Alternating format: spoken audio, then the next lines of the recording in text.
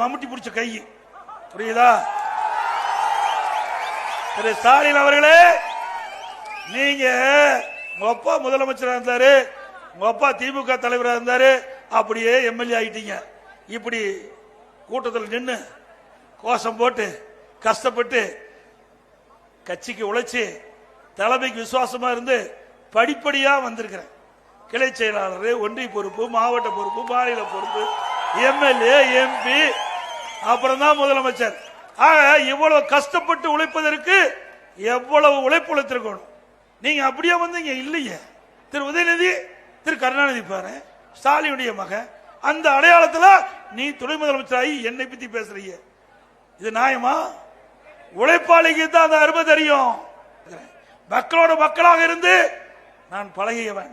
இன்னைக்கு விவசாயினா என்ன கஷ்டம், விவசாய தொழிலாளி என்ன கஷ்டம், ஏழை என்ன கஷ்டப்படுறாங்க, நடுத்தர மக்கள் என்ன கஷ்டப்படுறாங்க, அவருடைய உழைப்பு என்ன, அவர் படுகின்ற வேதனை, துன்பம், துயரம், பிரச்சனை என்ன என்பதை மக்களோடு இருந்து அனுபவித்த காரணத்தினால்தான் 4 வருடம் 2 மாத காலம் சிறப்பான ஆட்சி நாங்களால் கொடுக்க முடிஞ்சது.